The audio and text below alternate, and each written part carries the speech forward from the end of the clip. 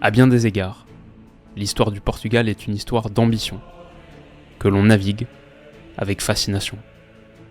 Il existait aux confins de l'Europe, une province isolée. Il émergera au gré des conquêtes, féroce, brutal, un centre planétaire. Vasco de Gama, Ferdinand Magellan, Bartolomeu Dias, d'abord, puis Eusébio, Mourinho, Ronaldo. La cartographie du succès portugais tient en ces quelques mots. Voici un peuple de rêveurs confiants, une terre qui a donné de nouveaux mondes au monde, et voilà devant nous une armada au potentiel effrayant. Ce Portugal est terrifiant.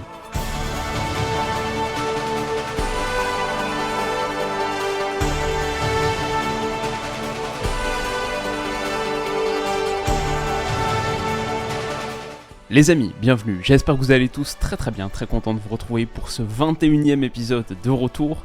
Et c'est le Portugal, il y a beaucoup de choses à dire sur ce Portugal, dont l'histoire à l'Euro sur les dernières années est peut-être l'une des plus régulières, mine de rien. Ils sont qualifiés depuis 1996 et sur les 6 dernières éditions, 2 demi-finales, une finale, un titre. L'Euro 2004 qu'ils accueillent, perso, c'est un des grands souvenirs de mon enfance, juste pour l'Euro-Terro. Quel incroyable ballon, je pense mon préféré de tous les temps. Je me souviens aussi dans la cour, mon meilleur pote de l'époque qui était portugais à moitié et qui nous parlait de ce gars-là à suivre. Il n'avait que 19 ans à l'époque. Moi je connaissais Figo et quand il nous parlait de Ronaldo, je pensais qu'il parlait du Brésilien, donc je comprenais pas trop. Moi, j'ai aussi un énorme souvenir du quart de finale Portugal-Angleterre, il n'y avait que des stars, de partout après prolongation, et au tir au but, Ricardo qui sort une des actions les plus iconiques de l'histoire des séances de pénalty face à Darius Vassell, qui retire ses gants, sort cet énorme arrêt à main nue, puis prend le ballon, marque le penalty de la qualif tout de suite après. C'était une époque où les gardiens tiraient pas vraiment, en tout cas beaucoup moins qu'aujourd'hui. C'était un truc rarissime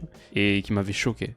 En demi-finale, la frappe extraordinaire bien sûr de Maniche contre les Pays-Bas, puis le drame contre la Grèce en finale avec les larmes d'un Cristiano Ronaldo adolescent. Incroyable époque. Bon, bien sûr, il se venge en 2016 avec le parcours rocambolesque d'une équipe qui sort à la 3e place de son groupe, 3 nuls contre Islande, Autriche, Hongrie, mais qui élimine en 8e la Croatie en prolongation, qui bat en quart la Pologne à Marseille au tir au but, avant de s'offrir le Pays de Galles 2-0 en demi. Une montée en puissance progressive et un dénouement malheureusement qu'on connaît que trop bien, la nuit noire française, qui est un moment de lumière indescriptible pour le Portugal, qui prend sa revanche contre nous de 84, 2000, 2006, et qui s'offre le premier et le seul à ce jour titre international majeur de son histoire. Alors depuis, il y a eu pas mal de déceptions. Au dernier Euro, ils sortent en 8e contre la Belgique, et au dernier Mondial, bien sûr, en quart contre le Maroc. Un échec qui met fin à l'ère Fernando Santos, remplacé dans la foulée, assez extraordinaire, par Roberto Martinez, licencié lui par la Belgique. Bon, il a vraisemblablement réussi à impulser quelque chose, parce que même si c'est pas le groupe le plus relevé, Slovaquie, Luxembourg, Islande, Bosnie notamment,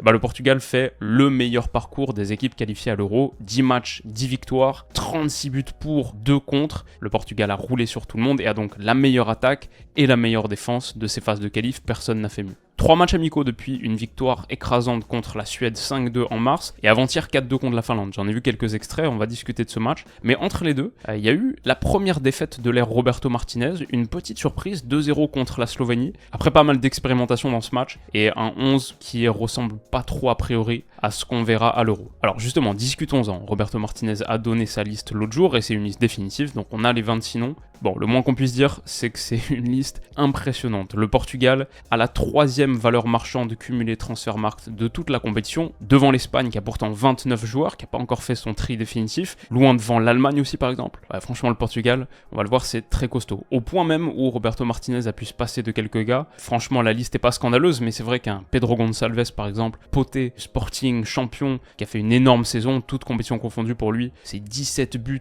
18 passes D, il n'a pas été pris. Le Portugal déborde tellement de talent sur le secteur offensif que Pedro Gonçalves est resté à la maison. Rafael Guerreiro aussi à cause d'une blessure, je pense sinon il aurait été dans la liste, sans doute à la place de Semedo, on va en rediscuter. Et Otavio, lui était dans la liste à la base, ce qui était considéré comme un poil discutable, peut-être pas le choix qui faisait le plus l'unanimité, mais il a été remplacé, il s'est blessé, il a été remplacé par Mateus Nunes. Alors parlons brièvement de ce 11. Franchement, il est relativement clair. Il y a quelques postes encore qui restent à définir. C'est pas le cas du poste de gardien, où Diogo Costa de Porto sera le titulaire. Derrière, ok, il y a un petit déclin en qualité. Rui Patricio, José Sá, c'est pas là où le Portugal brille le plus fort. Mais Costa dans les buts, c'est vraiment pas mal. Ruben Dias sera titulaire, ça fait aucun doute, sans doute dans une charnière à 2. Il était le deuxième joueur le plus utilisé de toute la phase de qualif. Il n'y en a qu'un seul d'ailleurs qui a joué les 10 matchs, les 10 en tant que titulaire, c'était Bruno Fernandes. On va parler de Bruno très vite. Mais Ruben Dias, lui, sera un des deux. Associé à, il y a pas mal de monde, ça peut être Pepe qui est toujours là. Franchement, il a fait une bonne saison en plus à Porto. On l'a vu en Champions sortir quelques top perfs. Donc Pepe, Ruben Dias, ça pourrait être une possibilité.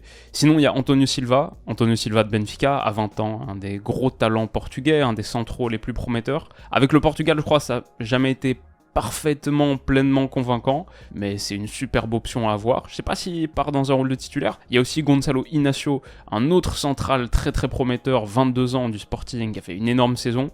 Lui pourrait jouer aussi. En qualif, Gonçalo Inácio et Antonio Silva sont assez proches. Un petit peu plus de minutes pour Silva, mais 5 matchs disputés sur 10 possibles pour les deux. On voit que Danilo Pereira est limite celui qui est le plus utilisé, mais je pense que c'est parce qu'il est très polyvalent. Il peut jouer en tant que défenseur central aux côtés de Ruben Dias, peut jouer dans une défense à 3, c'est là aussi où il a été un peu plus utilisé. Roberto Martinez sur le début des qualifs, c'est un peu de 3-4-3 par exemple, et bien sûr il a une possibilité aussi en tant que milieu défensif, mais si je devais absolument parier, je dirais pas forcément qu'il part pour être le titulaire aux côtés de Ruben Dias dans la charnière. Ensuite sur les latéraux très intéressant je trouve, parce que sur le papier, quand tu peux mettre Nuno Mendes à gauche et Joao Cancelo à droite, ça fait peur, ça ressemble en vrai à la meilleure paire de latéraux de l'Euro. Le truc c'est que c'est quand même très offensif, Cancelo surtout, défensivement ça peut être un peu léger, et Nuno Mendes physiquement, est-ce qu'il peut tenir même parfois défensivement sur certaines situations, on l'a vu avec le PSG en Champions, Lamine Yamal par exemple lui faisait très mal sur les départs arrêtés, il y a eu des moments où il a souffert. Après en projection, quand tu peux avoir un flanc,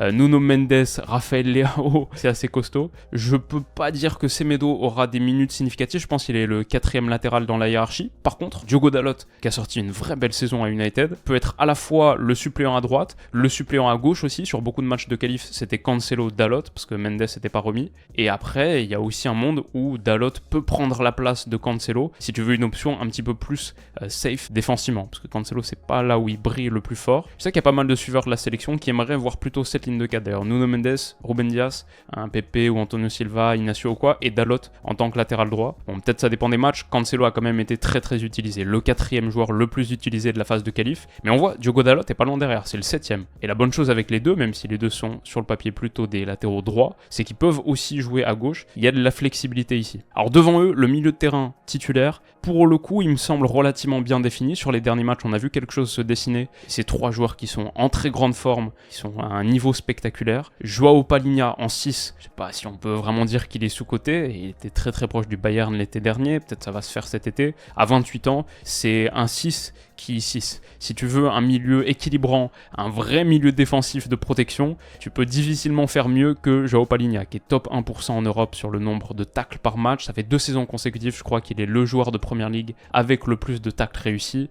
Pareil, bloc, interception, dégagement. Joao Palhinha s'est vraiment mis en lumière, et avec le Portugal, c'est très bon. Donc limite, lui, je vais pas dire c'est le premier nom que tu coches sur la feuille, parce que la réalité c'est que c'est Bruno Fernandes, sans doute le meilleur joueur portugais depuis la Coupe du Monde 2022. Bruno Fernandes, ne serait-ce que cette saison à United, il est à 15 buts, 13 passes D, toutes compétitions confondues, a joué un grand rôle dans la victoire en FA Cup, notamment en finale contre City. Mais franchement, il y a un monde où Bruno Fernandes, s'il joue dans une équipe plus fonctionnelle, s'il était à City plutôt qu'à United, il y a un monde où il reçoit les mêmes compliments que Kevin De Bruyne régulièrement. Il est à un très haut niveau, et avec le Portugal, je dirais depuis la Coupe du Monde, et la phase de qualif comme on a dit, où il a joué tous les matchs, il finit à 6 buts, 8 passes D. Contre la Finlande l'autre jour, il a été énorme aussi. Bruno Fernandes, c'est du très haut niveau. Et quand tu ajoutes à ça Vitinha, qui a fait la saison de l'explosion au Paris Saint-Germain, qui a enfin trouvé son rythme de croisière, et quel rythme. Ce trident-là, meilleur milieu de l'Euro, il y a vraiment un argument en ce sens, parce que l'Angleterre, c'est pas vraiment leur zone de force. La France, on a encore quelques doutes, j'aime bien, mais c'est pas encore pleinement défini. Après, l'Espagne, c'est pas mal. L'Allemagne, c'est pas mal. Il y a quelques autres nations aussi qui ont des entrejeux sympas, on en a discuté. Mais Palhinha, Vitinha, Bruno Fernandes dans un 4-3-3, en plus c'est tellement bien équilibré, c'est tellement 6, 8, 10, le truc que tu veux je trouve dans un 4-3-3. Et Vitinha, il est peut-être le 8 qui manquait au Portugal, dans un réservoir où il y avait beaucoup de 6 et des milieux offensifs un peu type Bernardo Silva qui maintenant joue sur l'aile. Là il y a un vrai 8, là il y a un facilitateur de construction, mais aussi un joueur très pertinent dans le dernier tiers. Et frappe d'extérieur de la surface, on l'a vu toute la saison. Palhinha, Vitinha, Bruno. Là, on commence à avoir un Portugal top niveau. Et derrière, bon, le petit João Neves par exemple, qui est vraiment un des joueurs à suivre de l'Euro, qui a fait cette énorme saison à Benfica. Et je pense que c'est un des super subs, pas le premier nom que tu fais entrer, mais dans les 5, ouais. Je pense qu'il aura du temps de jeu. Ah ouais, il y a quelques Saoudiens dans cette équipe. Otavio a quitté le groupe, mais Ruben Neves, lui, est toujours là, il est dans la liste. Bon, pour moi, Palhinha est vraiment de très loin l'option numéro 1 en tant que 6. João Neves, d'ailleurs, c'est plus 6, avec un petit peu de qualité de projection, avec toute sa qualité technique, etc. Moins à vocation défensive pure que Palhinha, mais un petit peu entre un Palhinha et Vitinha, on va dire. Et sinon, il y a Matheus Nunes, plus dans un 8-10, plus 8 de projection, qui peut être une option tout à fait pertinente en sortie de banc, même si on l'a pas trop vu du côté de City. Bon, je trouve qu'il y a quand même une vraie différence entre les titulaires et les remplaçants, mais ça fait aussi que le Portugal a son ossature, son armature du milieu de terrain dans ce 4-3-3, Palhinha, Vitinha, Bruno, vraiment c'est pas mal. Et après sur les côtés, t'ajoutes Bernardo Silva, comme on a dit, n'importe quelle équipe qui a Bernardo Silva doit être très contente, et Rafael Leao, autre aile, dans des fonctions un petit peu différentes. Rafael Leao, c'est plus le joueur, ok, il rentre dans le demi-espace avec de la percussion, mais c'est plus un ailier classique, long de ligne, et avec Nuno Mendes, ça fait vraiment une force de projection dans ce couloir gauche assez impressionnante. Bernardo Silva, bien sûr, on sait, il aime beaucoup rentrer à l'intérieur, tirer les ficelles. Peut-être une légère question sur sa complémentarité avec Bruno Fernandes. Ma petite sensation comme ça, c'est que le Portugal n'a pas encore tiré le maximum de ce duo potentiel, et les backups sont pas mal. Il y a Pedro Neto, ok. João Félix, même si avec le Portugal, même en général, c'est très inconstant. Donc je sais pas, peut-être plus en remplaçant de Rafael Leao pour changer un petit peu l'organisation, la structure. Diogo Jota, franchement, t'es très content quand t'as un Diogo Jota en sortie de banc. Et aussi un qui s'est vraiment révélé, notamment contre la Finlande, qui a sorti un top match. Et lui, il est pas très connu encore, mais vraiment, je dirais du coup, un des joueurs à suivre de l'Euro. Francisco Conceição, le fils de Sergio, a fait une très belle saison du côté de Porto. Il part pas dans la peau d'un titulaire, mais pourrait se révéler pleinement aux yeux du grand public à l'Euro. C'est un des dribbleurs les plus percutants que j'ai jamais vu. Ses stats sont affolantes. Le CUS, l'Observatoire du foot, a fait un truc récemment, un de leurs posts d'avril il me semble, sur la qualité de percussion des joueurs des 5 championnats majeurs et hors 5 championnats majeurs. Il est juste derrière Jérémy Doku, qui est le leader du classement. En gros, c'est la fréquence de dribble réussi, pourcentage de dribble réussi, avec le volume aussi. Et on le voit là, Francisco Conceição, du haut de son petit 1m70, c'est juste une boule d'énergie, d'élimination, de pur foot. A été excellent contre la Finlande en match amical. Et en sortie de banc, il y a un monde où il est la première option. Si le Portugal a besoin de faire la différence face à un bloc bas, n'arrive pas à trouver tout à fait la solution, heure de jeu encore 0-0, ouais, franchement, il y a un monde où Conceição est le premier à entrer. Et donc il reste le 9. La fin de l'ère Fernando Santos avait été marquée par l'émergence de Gonçalo Ramos, son triplé contre la Suisse, Ronaldo mis sur le banc, ça c'était la fin du mondial. Bon, depuis que Roberto Martinez est arrivé, 9 matchs sur 10 possibles en phase de qualif pour Ronaldo, le 3e joueur le plus utilisé de l'effectif. Gonçalo Ramos, seulement 3 titularisations. Ronaldo a fini avec 10 buts, seul Romelu Lukaku a fait mieux en qualif avec 14. Pour moi, il n'y a pas trop de doute dans mon esprit dans le fait que Cristiano sera titulaire. Et donc ça va être son 6e Euro. Avec 14 buts en 25 matchs, 14 buts, il est de très loin le meilleur buteur de l'histoire de l'Euro. Le deuxième, c'est Platini avec 9. Franchement, c'est même pas sûr du tout que ce soit sa last dance en plus. Il y a moyen qu'il soit tourné vers la Coupe du Monde 2026 et qu'on continue à voir du Cristiano Ronaldo. 2 questions sur Ronaldo, c'est la première, est-ce qu'il peut faire ce qu'il a fait en qualif contre un très gros morceau du continent? Est-ce qu'il peut faire ce qu'il fait en Arabie Saoudite contre Angleterre, Allemagne, Espagne demain en demi-finale de l'Euro par exemple? Mais la deuxième, c'est est-ce qu'il y a vraiment un substitut? Parce que Gonçalo Ramos, sur ce qu'il a montré depuis la Coupe du Monde, en club dans une certaine mesure, même s'il y a eu des moments encourageants avec le Paris Saint-Germain, il n'était pas titulaire cette saison. Et avec le Portugal, depuis que Roberto Martinez est là, il y a eu pas mal de prestations décevantes. Donc pour moi, il n'y a pas une grande question sur qui sera titulaire. Est-ce que ce Ronaldo, capitaine, plus de 200 sélections, un des plus grands joueurs de l'histoire, peut mener ce Portugal vers la gloire? Encore une fois, énorme question, fascinante. Je vais dire une des questions de l'Euro. Ça va dépendre aussi de la qualité du service autour de lui. Rafael Leao avec le Portugal, ça n'a pas été extrêmement convaincant pour l'instant non plus, mais sur le talent, la qualité individuelle, si Roberto Martinez réussit à trouver la formule, il n'y a pas beaucoup de 11 qui me semble aussi fort que celui du Portugal. À quasiment tous les postes sur ce 11 titulaire, on a des joueurs qui sont top 5 mondial à leur position, peut-être top 10 au maximum, et en sortie de banc, quand tu peux faire 5 changements, faire entrer un Conceição, Jota, João Félix, João Neves, un Dalot, Gonçalo Ramos, 6 changements si ça va en prolongation, Matheus Nunes, entre autres, tellement de qualité dans cet effectif que ouais, ce Portugal est vraiment effrayant. Et du coup, un des seuls motifs de doute que j'ai, c'est Roberto Martinez, pas un top coach. Est-ce qu'il peut vraiment tirer le meilleur de ce groupe? Il y a quelques éléments qui arrivent aussi pas dans la forme de leur vie. Par exemple, l'autre jour, on parlait de la Belgique sur le secteur offensif. J'ai l'impression que tout le monde arrive en très grande forme. Là, il y a peut-être quelques doutes ici et là.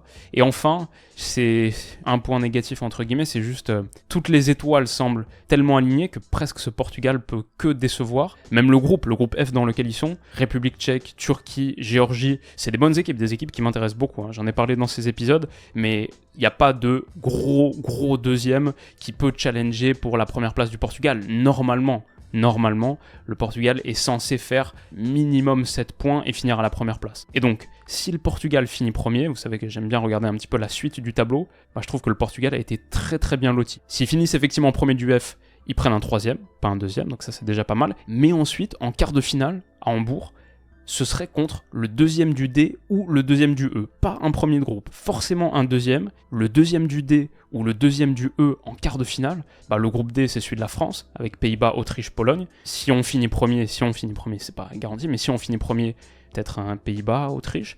Et le deuxième du E, Belgique, Slovaquie, Roumanie, Ukraine, c'est un autre groupe où normalement, la Belgique doit finir en tête. Franchement, le quart de finale du Portugal, au max, ça peut être les Pays-Bas. Attention à l'Ukraine, une équipe que j'aime bien, attention à l'Autriche, mais voilà, le Portugal, quoi qu'il arrive, serait net favori de son quart de finale. Je vois pas beaucoup d'équipes qui ont une telle autoroute en direction du dernier carré. Et en plus, cette partie de tableau dans laquelle ils seraient s'ils finissent en tête du groupe F, ils évitent la France et l'Angleterre, si France et Angleterre finissent première de leur groupe. Donc voilà, ça fait beaucoup de si, après ces tableaux tout peut changer, mais sur le papier, et on peut que raisonner en théorie pour l'instant, sur le papier, je trouve le Portugal a un boulevard en direction du dernier carré. La cote pour la victoire du Portugal a légèrement grimpé récemment, elle est passée de 8 à 9, l'Espagne est aussi dans la même catégorie à 9, c'est le deuxième groupe de l'Euro, comme on a dit, Angleterre, France, Allemagne, ça c'est le Big 3, derrière il y a Espagne, Portugal, et ensuite un troisième groupe, Italie, Belgique, Pays-Bas, mais ouais, vu leur niveau de talent et vu leur tableau, pour moi le Portugal doit aller en demi-finale. Tout autre résultat que ça serait une énorme déception, il faut le dire. Ils sont armés ils ont peut-être jamais été aussi armés de leur histoire. C'est un gros euro avec beaucoup de concurrence à partir du moment où on arrive dans le top 4, top 5 nations. Franchement, très dur de prédire un vainqueur. Je vais avoir du mal la semaine prochaine dans ma vidéo prono. Mais ouais, en dessous d'une demi-finale, pour moi, c'est une déception pour le Portugal. Et donc, c'est une grosse pression à assumer aussi. Surtout quand tu sors de ton groupe de qualif avec 10 matchs, 10 victoires, 36 buts pour, 2 contre, que tu as ce réservoir de joueurs-là, un groupe qui semble à sa portée, un tableau intéressant. C'est une pression à assumer. Le Portugal a peut-être jamais autant été dans le costume du prétendant. Ils sont pas favoris, on l'a vu, parce que tout le monde parle France-Angleterre, Allemagne à la maison. Mais ouais, le Portugal peut pas se cacher. Et ça, il va falloir l'assumer. Trop hâte d'y être. Il nous reste 3 épisodes. Mon niveau d'attente, de hype, grimpe chaque jour davantage. Je sais pas comment c'est possible, mais chaque jour encore plus chaud pour cet euro qui arrive dans à peine une semaine. Donc ouais, on se dit à demain pour le 22e épisode de Retour, plus que 3. Et d'ici là, comme d'habitude, je vous souhaite de passer une excellente journée. Prenez soin de vous les potes, et à bientôt. Bisous.